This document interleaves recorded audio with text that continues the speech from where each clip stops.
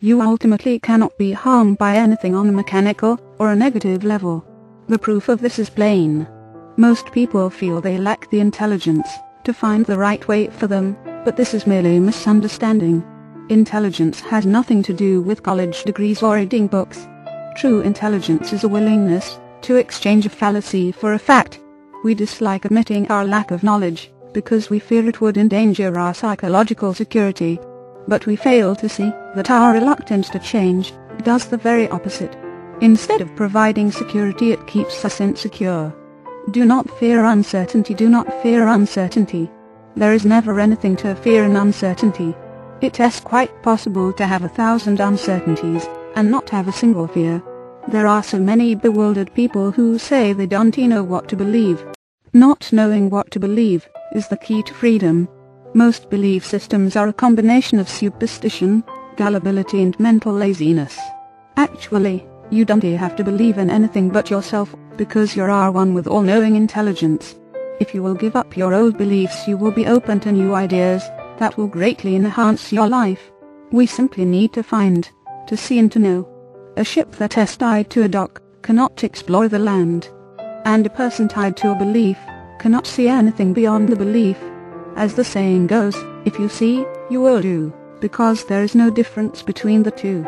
Understand the truth by being one with it. A scientist understands what it means to be a scientist, because he is one. Likewise, we understand the truth by being one with it. To know about the truth is not the same as being one with the truth. To know about it is to have only a mental knowledge of the truth. To be one with it is to be the truth itself, with no separation between the knower and what is known. The fundamental principle for creation is oneness. Every great teacher since the beginning of time has shared this message. You cannot be separate from anything or anyone. There isn't anything in life that is separate from us. How is this possible? Because we are all one with creative intelligence. We create according to our self-acceptance. Self-acceptance comes from knowing who we are. And when we know who we are, we can create anything we want. What we have right now is what we've been willing to accept for ourselves up to this point. Whatever we are willing to put up with is exactly what we will have. What we are open to is open to us. What we are close to is close to us. No one can keep our good from us. Others may stop us temporarily, but only we can do it permanently. Watch out for the Nayapes. As you become more aware of what you are capable of being, there will be those individuals who will feel threatened and try to stop you. It is very threatening to be around someone whose life is working, if yours is not. The way that most people handle this is to try to bring others down to their level of negative thinking. These people are the Nayapes of the world. NIOP means people who adhere to the negative influence of other people. Nayapes are everywhere, and they read dying for a little corner of your mind.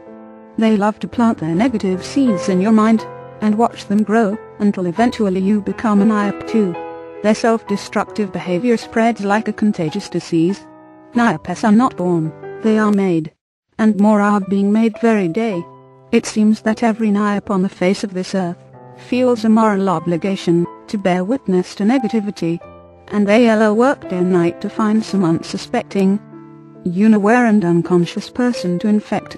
Be aware of them, and make a commitment to yourself to absolutely establish a Nayap-proof consciousness. Learn to look at the positive side of every situation.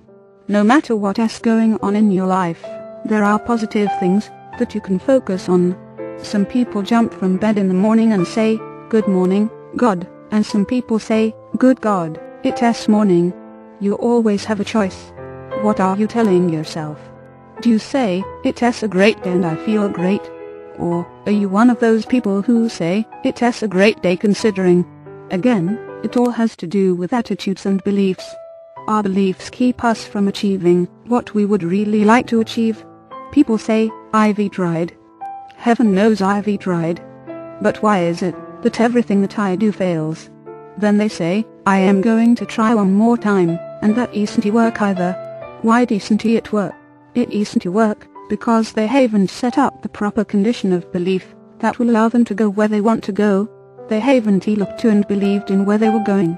They are not concentrating on where they want to go. Instead, they are focusing on where they don't want to go. Most world leaders talk about what is wrong with the world, but rarely does any of them step up and take a look at the overall goal or end result to see where we are and where we want to arrive, so that we know what we will have to do to get there. Keep your focus on the ultimate goal. This brings us to an important question. What is your ultimate goal?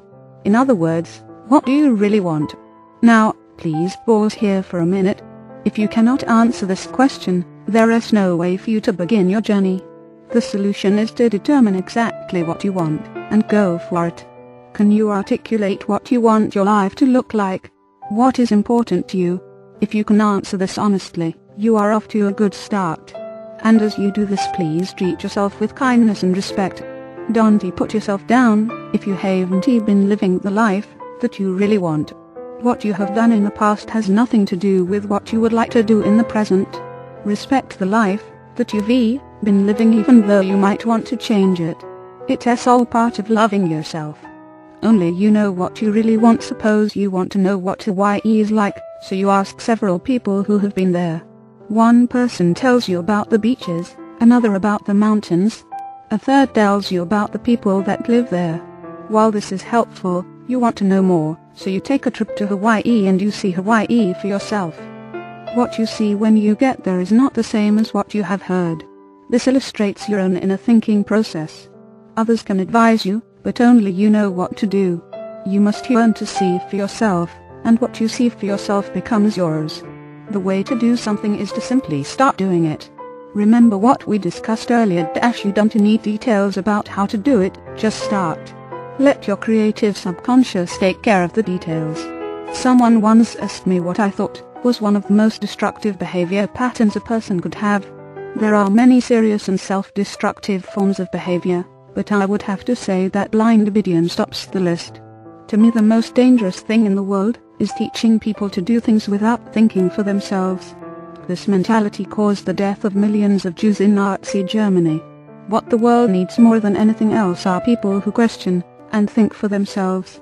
Learn to challenge everything. Even question what I've just said. Never doubt your desires.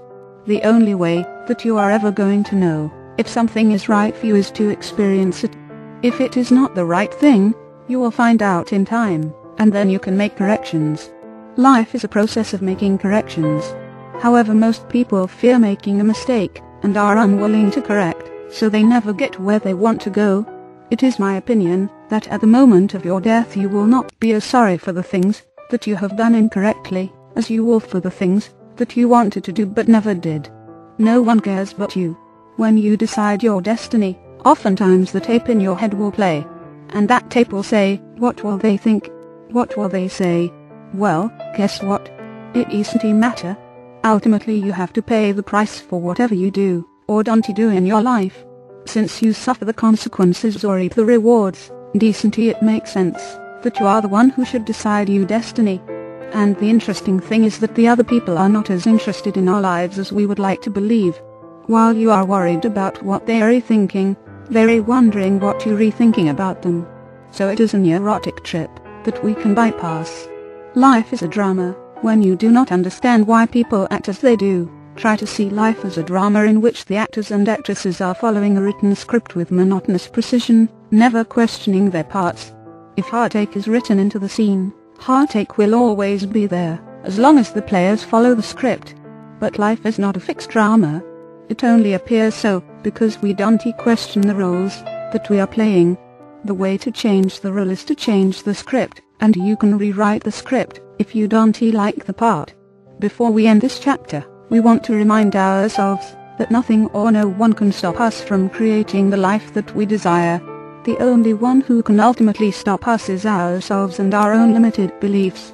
Make a decision right now that you are open, responsive, and receptive to new ideas and beliefs that will support you in getting to where you want to go, and that you are willing to give up anything that limits you in any way.